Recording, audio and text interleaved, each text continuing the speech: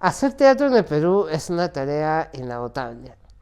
Es muy enriquecedor también, sobre todo para un espectador, pero muchas veces no vamos al teatro, algunos dicen por falta de tiempo o de hábito, pero también pienso que es por desconocimiento. No como algo negativo, sino como algo que falta descubrir. Descubrir el código teatral, descubrir el lenguaje, el rito y lo que significa esta experiencia artística, esta experiencia comunitaria. Mi nombre es Jorge Luis Farfán y no soy experto en este tema. De hecho, soy comunicador, una carrera que te permite conocer un poquito de varias cosas, pero soy un gran amante del teatro y quiero que exploremos juntos lo que significa el teatro, lo que significa ir al teatro. Y para esto no estoy solo. Nos acompaña alguien que lleva gran parte de su aún corta pero prolija vida en este quehacer, en este arte.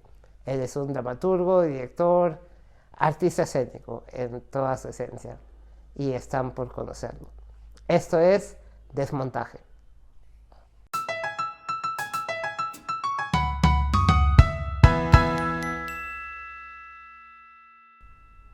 Es parte de Desmontaje Sebastián Bellina. Hola, ¿cómo están?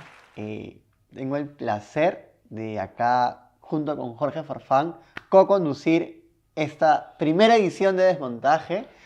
Eh, yo soy artista escénico, estudié artes escénicas y el día de hoy vamos a conversar un poquito qué hay detrás de este gran título, ¿no? Artes escénicas, y en específico teatro.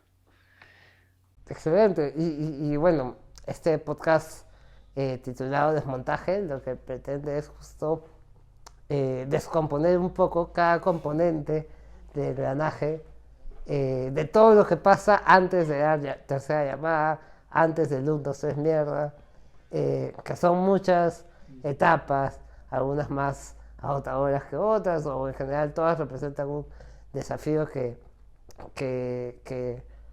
va desde mucho antes de salir a la venta, Sí. de presentadas. Sebastián, yo he podido conocer tu chamba. Eh, Nos conocimos en un taller de producción teatral, pero antes de eso yo te había visto subiendo al escenario del teatro de la AAA, ¿te acuerdas? Ah, Eh, con una frase que me gustó mucho, que fue muy conmovedora, que subió recibiendo el premio de la crítica y del público también, como mejor obra por una obra que vi el día de ayer, en su segunda y por el momento última reposición. eh, Solíamos mirarnos a los ojos y decías que eh, te da mucho placer, voy a parafrasear un poco, ver a todos tus colegas, o bueno, todos tus compañeros teatrales, que en un comienzo lo veías con ojos de admirador, digámoslo, pero que a partir de ese momento lo veías como colegas.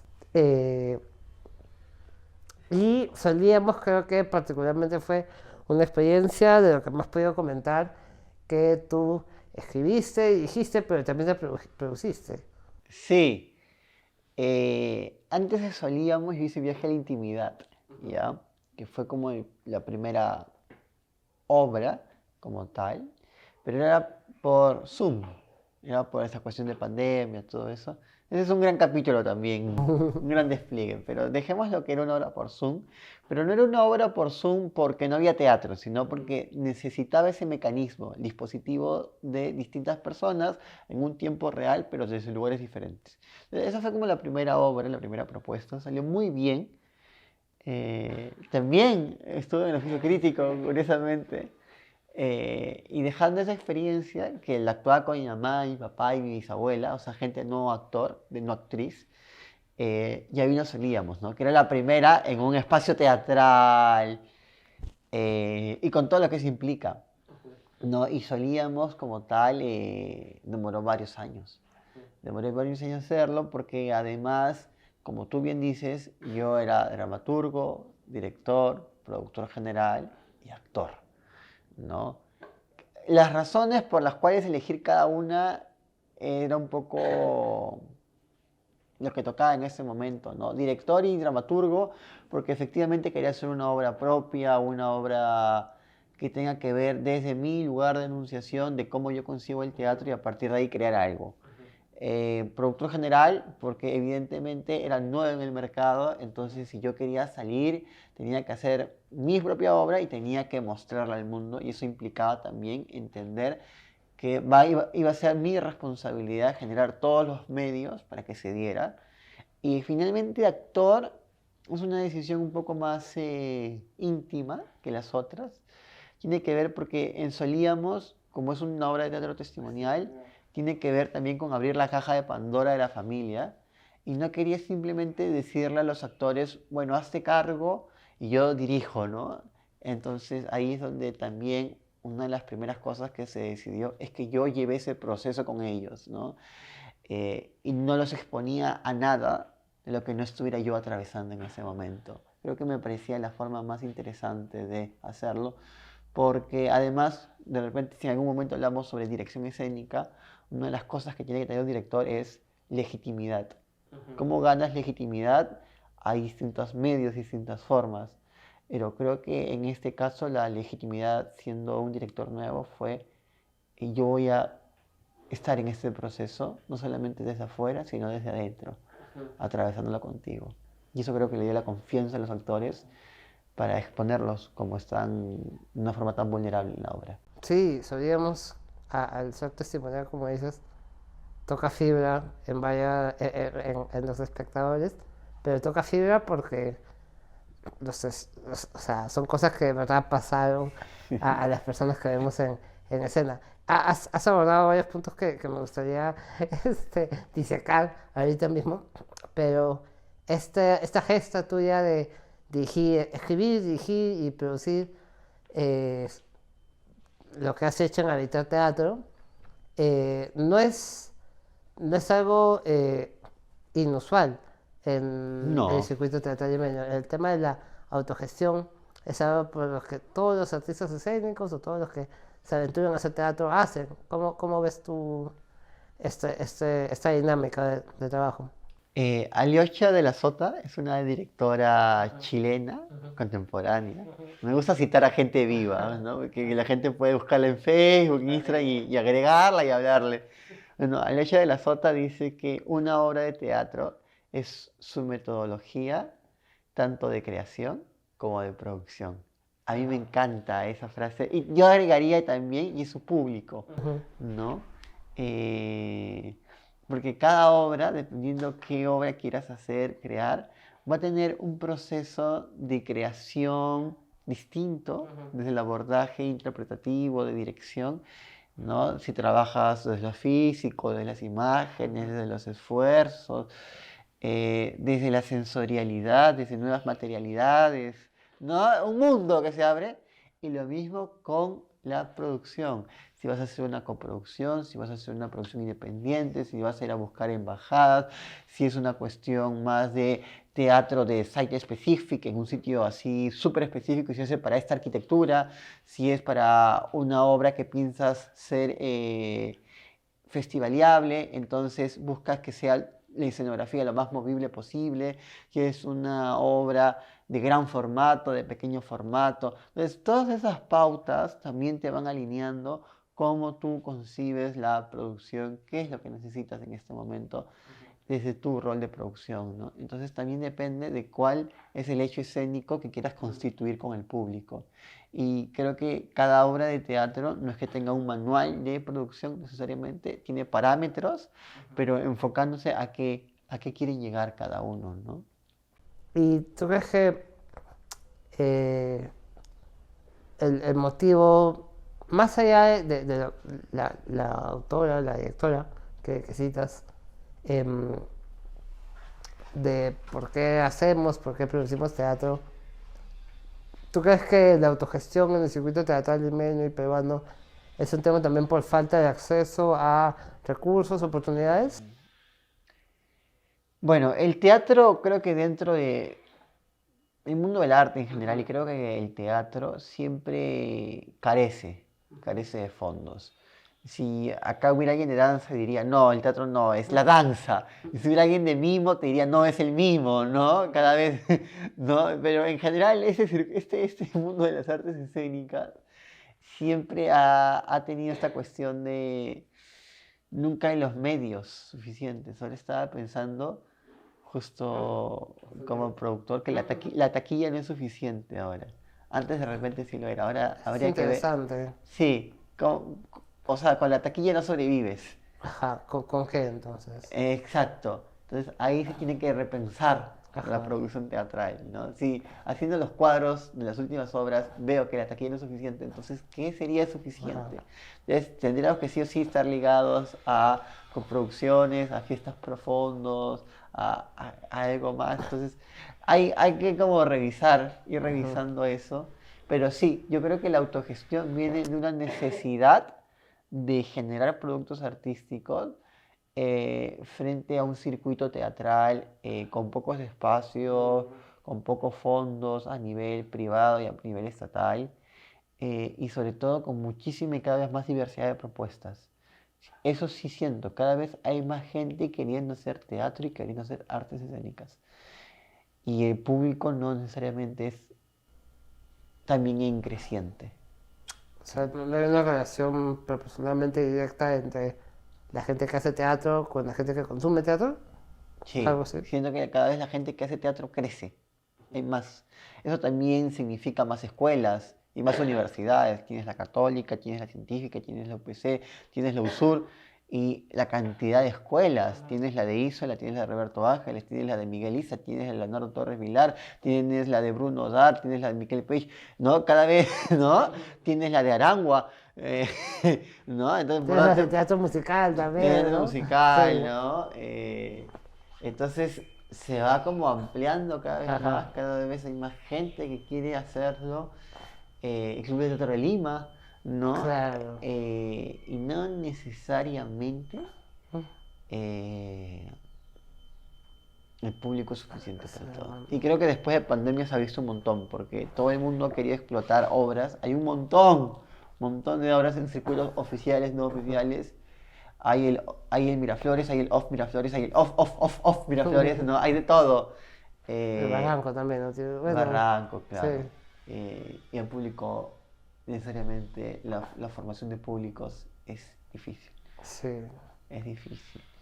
Eh, pero tú, y yo soy como, entre comillas, alguien que ya está acostumbrado a esto, de los arrebatos del teatro. Ajá. Tú eres nuevo en el medio, podemos decir, Yo soy, sí, soy demasiado nuevo. vas un año, Voy un año porque yo iba al teatro esporádicamente antes de pandemia, ya, pero lo que me llegaba a mi esfera de comunicación, por así decirlo, lo que me parecía en las redes sociales o el boca a boca que llegaba a mí personalmente, un adolescente de 14, 15 años, era un poco a través de mi hermana, algunos amigos, eh, y eran las obras más comerciales, las que se hacían en el plano japonés, en el pirandello, claro. eh, algunas de ellas musicales, algunas de ellas que están por acá. Este, y no conocía el off, o sea, no tenía noción de que había otras historias que capaz eran más peruanas o más internas o más introspectivas. Entonces, mi experiencia pre-pandemia fue el teatro como una forma de entretenimiento, como una alternativa a otras formas como el cine o una salida cultural, lo que sea. Em, pero fue ya un poco cuando entré a la carrera y quería ampliar un poco mi eh, qué tantos actores y actrices conocía con los cuales yo podría trabajar desde lo que engloba mi carrera, comunicación, audiovisuales, porque no conocía mucho. Conocía a los que salían de repente en la tele o en las películas más mainstream, más comerciales, pero no eran talentos muy respetables, muy talentosos, para la redundancia, pero no eran personas a las que yo tenía un acceso Claro. fácil para llegar como estudiante, como alumno de sexto ciclo. Entonces me propuse, luego de regresar de pandemia, o sea, cuando acabó la pandemia, ir a ver teatro a conocer nuevos talentos, los que yo llamaría nuevos talentos, pero que en el teatro son personas que llevan de repente 5, 4, 8 años o más. Fui al Teatro de Lucía por primera vez en julio, agosto del 2022. Primera vez, nunca había ido al Teatro de Lucía, un teatro súper chiquito. Dije, wow, qué interesante.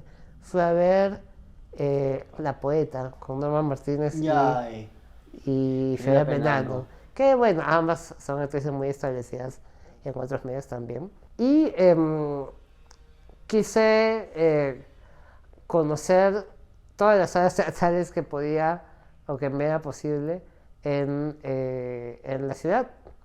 Y así llegué a una obra que sí puedo decir que me cambió la vida, que fue Tiempos Mejores.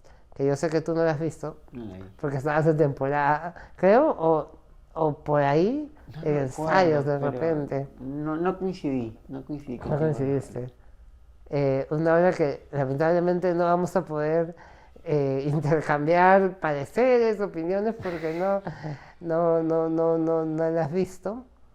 Pero una obra que hablaba de una familia, sí, acomodada, con acceso a privilegios a los cuales yo no necesariamente tenía también acceso. Entonces sí había una diferencia en estos perfiles de personajes, pero eran las relaciones de estos personajes que yo me identifiqué mucho. La relación que tenía el hermano menor con la hermana mayor, porque yo tengo una hermana mayor, con unos padres, con un matrimonio un poquito complicado, con unos hijos que ya se quieren ir de casa, o el hijo menor por lo menos. Y fue una obra que me movió mucho, y lloré bastante. Y sentí lo que difícilmente cualquier otra expresión humana, sensorial, artística, me podía dar en ese momento. Como que el teatro, más allá de esta obra en particular, era lo que necesitaba en ese momento. Entonces vi esta obra con la que conecté mucho porque era lo que necesitaba escuchar, lo que necesitaba sentir, y era una obra que no te daba respuestas, sino más bien te dejaba con preguntas. Y lo cual me hizo buscar más respuestas en otras obras, y así llegué a un musical peruano también, que aprecio mucho y que quiero mucho, que imagino que sabes a cuál me refiero. Yo creo que sí. ¿Que sí? ¿Quieres que lo diga yo? A ver Quiero que digas tú, a ver. La La mariscala. mariscala, la mariscala. Porque también de lo que yo buscaba, digamos, ampliar mi base de conocidos actores, así, me presentó un elenco de 25, no sé, 30 talentosos, talentosísimos, que yo no había visto en ningún lado. Claro. Y dije, ¿de qué me estaba perdiendo todo este tiempo? Y fueron dos experiencias que se dieron muy cerca una de la otra. Yo vi Tiempos Mejores un octubre y La Mariscala un noviembre. De hecho, hace un año más o menos. Y dije, ya, esto es lo que quiero, por lo menos, seguir consumiendo. Quiero, y no me refiero solo al teatro musical, sino al teatro en todas sus formas, porque me gusta ver teatro no realista, que es algo que te hace bastante, teatro realista también, teatro musical, teatro de cuerpo, como Egon, por ejemplo, que hizo, y que está por acá también, me spoileó el programa de Manu. Y descubrí un poco las posibilidades que tenía el poder o el lenguaje escénico para conocernos mejor, para comprendernos mejor con el otro. Vida cautiva también, por primera vez, Ya. a finales del 2022. Eh, que son experiencias que a uno le tocan, creo, y que no te olvidas nunca. ¿Tú qué obra tienes así? Tú has ido al teatro desde muy pequeño. Sí, yo no recuerdo mi primera obra teatral Ajá. porque era muy niño. Probablemente hubiera sido una de títeres. En el Parque de la Exposición había una isla que había unos titiriteros que el grupo se llamaba La Pájara Gorda. Quizás por ahí mi primera obra con títeres desde estoy hablando de un año y medio. Pero experiencias así cruciales que yo haya encontrado y haya dicho, wow, algo cambió. Ujú. Y yo recuerdo mucho en segundo de secundaria, el colegio me mandó a ver una obra. Era de Mariana del Taus. Era una adaptación que hizo de los hermanos Karamazov. Ujú. Y recuerdo mucho el personaje de Iván Karamazov, que era uno de los hermanos, interpretado por Sebastián Monteguirfo. Muy buena, muy buena. Ahí se prendió esta cosa de teatro nuevamente, ¿no? Teatro. No sé si para hacerlo, pero por lo menos teatro. Y de ahí vi discurso de promoción de Yuyachikani. ¿No? No es que las haya visto seguiditas, pero esa fue otra obra para mí fundacional de mi existencia como teatrista, ¿no? Que es una obra donde el espacio, los elementos escénicos, la música, todo confluye y al espectador lo arrasa. Yo siento que eso ahora es un tsunami. Sí, Al te espectador mueve por todo lado, por ¿no? todos Por lados, todo lado. ¿no? Te empiezas al lado izquierdo y terminas atrás, acostado, Sí, das la vuelta. me encanta. Y bueno, es una obra que he tenido el privilegio, no sé cómo así, el azar, la vida, de estar actuando este año, ¿no? Y te he podido ver. Y verlo detrás, todo lo que se mueve detrás. Ahí ha sido increíble, primero verlo como espectador y luego como actor. Es una cosa alucinante. Pero creo que por ahí son obras Que te han marcado. que algo cambió, ¿no? Sí. Pienso también en Ocien, de la Compañía de Teatro Físico. Ajá. Es una obra en la que trabajan con los papeles craft. Y todo se arma a partir de papel craft y te genera mundos imaginarios, ¿no? A partir del cuerpo también. Muy fuerte. Y dentro de tu formación, sí, formal, universitaria, y esta otra formación que me comentas de estas 3, 4 obras que te han marcado de alguna forma, ¿cómo llega lo testimonial? ¿Cómo llega a habitar? Porque a mí me daría mucho miedo hacer teatro testimonial porque te pone en una situación bastante vulnerable, o Ajá. en una posición bastante vulnerable, y hasta me cuesta comprender un poco cómo salir a escena 3, 4 veces a la semana contando las mismas vivencias. O sea, entiendo que han sido vivencias que sí nos han marcado mucho para poder hacer una puesta en escena de ellas. Eh, pero ¿con qué energía? Dos preguntas. ¿Con qué energía sales a escena para contar lo mismo que puede ser en mayor o menor medida traumático? ¿Y por qué hacer teatro testimonial? Eh, yo vi una obra que se llama Pájaros en Llamas, en el CCPU con Brenda del Taus, curiosamente también Mariana. Y a mí esa obra también me voló y me estrelló el cerebro. Y yo dije, ahí sí fui, dije, esto es lo que yo quiero hacer, ¿no? Que es sobre familias que hablan de cómo han perdido a familiares en accidentes aéreos, ¿no? La muerte de un momento a otro. Ajá. Y a mí me marcó porque yo perdí a mi abuelo de un momento para otro también. Y también porque tengo una cierta obsesión con el 11 de septiembre. Es algo que no hemos conversado, otro momento será, pero también ahí hay una cosa, ¿no? Y también los aviones y todo eso. Ajá. Entonces yo vi eso y salí. Y a partir de eso comencé a indagar en este mundo. Y de ahí vi por internet a Lola Arias, que es una artista, directora argentina, que ella también trabaja con procesos de conflictos armados, represión policial, política, ¿no? Autoritarismos, y comienza a traer distintas perspectivas de distintos lugares de enunciación, ¿no?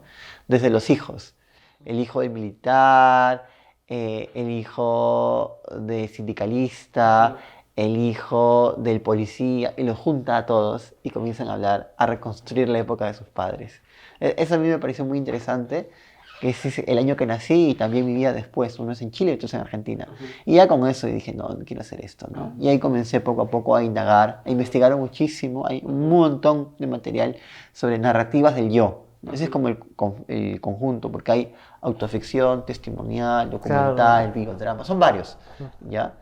Y a partir de eso comencé a hacer obras donde a mí lo que me gusta del literato testimonial es que efectivamente está generando un vínculo muy directo con el espectador, muy directo.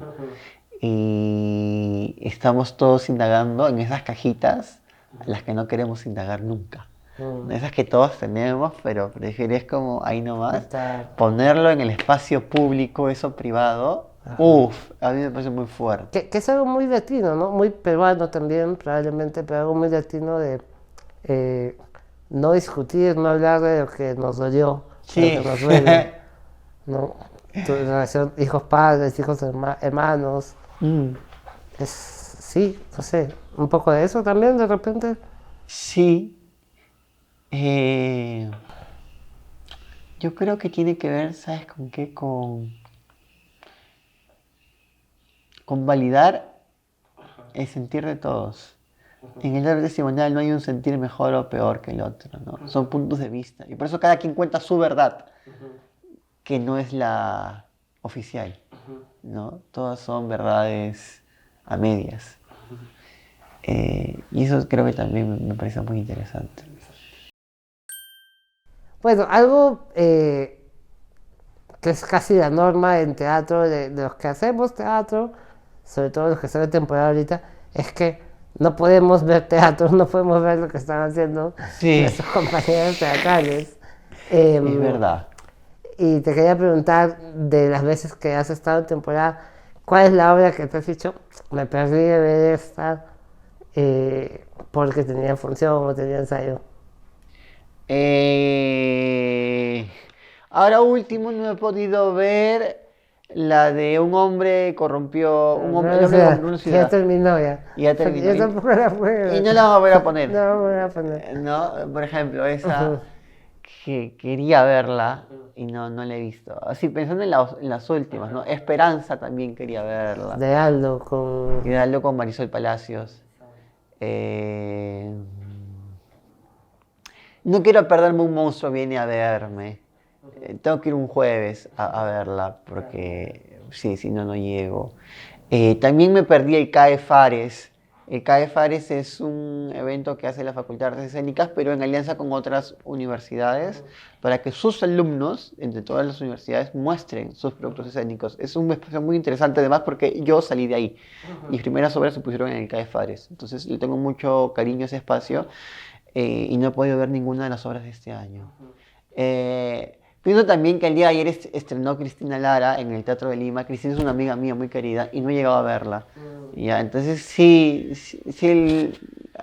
siento las pegadas a veces. No tanto de obras así súper en el medio como esas que sabes que están haciendo gente como tú que le está luchando día a día y que también son productos a uno, ¿no? Más bien tú sí has tenido tiempo para ver obras. Sí he tenido tiempo, pero no... Más o menos, porque mi tiempo se ha ocupado en otras cosas también en este último mes, como te he comentado fuera de cámaras, pero me quedé con ganas de ver El hombre que corrompió una ciudad, me quedé con ganas de ver Hermanas, porque ya era un momento en el que mi agenda teatral estaba copadísima. Hermanas la produjo Lucía Carabedo, actuó Lucía Carabedo con Denise Aguirre. Ya. Primero me quedé con ganas de ver Cómo aprendí a manejar. En el himno. En el himno. Yo también. Y yo también, Vela de cumpleaños no la vi. ¿Tú sí la viste? Yo sí la vi, que es mi obra favorita del año. Ya. Que también tocó fibra. También me quebró en más de una parte en más de una escena. Eh, pero sí, me quedé con ganas de ver Esperanza, tampoco vi, El Hombre, Hermanas, Cómo aprendí a manejar, son unas obras. Tú ya viste un monstruo, vine a Ya ver. vi un monstruo, es una obra bien bonita, bien, una perspectiva bien psicoanalítica también, de cómo presenta al monstruo en escena, bien interesante. Te quería preguntar, ¿cuál es tu programa de mano más preciado? Mi programa de mano más preciado, a ver, los que están acá, O los yo, que no. sí, de los que no. Bueno, hay un Cualquiera, programa de cualquiera. mano de discurso de promoción, ¿Ah, que lo sí? sacaron una temporada. Es raro porque Eugenio usualmente no saca programas de mano. Entonces, ahí está guardado. Y yo creo que ahorita ¿no? Porque es totalmente distinto a los demás. No 100, ¿no? Tiene un arte distinto. A mí me encanta. Para que lo vea la cámara. Acá, ahí está. Y tiene que ver con la poética del papel, ¿no? Que es algo que está en la obra. Ese es uno de mis más preciados. Y bueno, y las revistas folk, ¿no? Que paz descanse. Sí, que era un proyecto precioso. De verdad, era un proyecto genuinamente muy, muy bello. Pero bueno, la pandemia, pues. Pandemia, sí. La pandemia. Pero las revistas folk son un tesoro Las ahora. amamos, sí, sí, son una Sí, reliquia casi, sí. sí. Y había un buen diseño de arte y realmente se preocupaban por buscar la mayor cantidad de obras posibles, porque habían obras muy grandes, pero también chicas, independientes. Jauría fue una obra independiente, con autores conocidos, sí, pero sí fue un formato, aunque sea más chico, ¿no? Y también tenía su folk. Microteatro tenía su folk. Microteatro, no llegué a Sí, ir a las temporadas de microteatro. microteatro tenían folk y estaban obras de 15 minutos con su folk. Era increíble. Sí, grande folk. Grande, fue. Sí. Un poco mis programas de mano para hacerme la pregunta. Este, ahora que veo el de Billy Elliot, sí me trae bonitos recuerdos porque fue el primer musical que vi de Billy Elliot. Eh, y. Uy, se Entrada, cayó. entrada. Con entrada, seguro. Todavía hay Sí, con entrada entrada. Con física. Ese es entrada. otro recuerdo que Sí, extrañaba. Yo extraño la entrada ya física. tengo todavía algunas entradas guardadas. Y de ahí, bueno, ahora efectivamente ya no se entregan programas de mano, pero algunos vienen con el QR en una estampa, algo así. Tengo con mucho cariño la Mariscala, por supuesto. Mi programa de velas de cumpleaños me gusta mucho también. Me gusta el diseño y todo. Mm. Creo que son de las obras que me traen recuerdos puntuales. Y eso es el teatro. Yo creo que el teatro es para entrar, para sentir, para llorar tal vez y para compartir. De todas maneras, es una experiencia comunitaria. Sí, sí. Es un rito teatral, ¿no? Hoy en Desmontaje, en nuestro primer episodio, hemos podido hablar un poco de dirección escénica, de teatro testimonial, por supuesto, de lo que extrañamos del teatro antes de pandemia. Y en las siguientes ediciones de Desmontaje vamos a seguir descomponiendo qué sucede tras bambalinas, qué sucede detrás del montaje. Sebastián, muchas gracias por estar en este episodio, pero no es una despedida como tal, porque lo que se viene, desmontaje, son conversaciones con otros profesionales del teatro. Vamos a conversar con diseñadores de vestuario, de escenografía, diseñadores de luces, productores, por supuesto, actores, actrices, y seguir reconociendo, no solo conociendo, sino reconociendo el trabajo que muchos de estos profesionales, artistas, finalmente ser artista es un trabajo y hay que reconocerlo y darle mérito. Y eso es lo que pretendemos hacer en estas conversaciones. ¿Algo que te gustaría agregar? Pues es lindo generar estos espacios para que más gente conozca qué hay detrás de una obra de teatro, ¿no? Que son infinidad de cosas. Realmente que sí. Sí. Excelente. Entonces, nada, muchas gracias por acompañarnos. No se olviden de darle like, comentar qué les ha parecido, compartirlo en sus redes sociales, tenemos Instagram, TikTok, YouTube y todo lo necesario para poder seguir construyendo comunidad, para seguir creciendo no solo como industria, sino como comunidad. Nos vemos en el siguiente episodio de Desmontaje.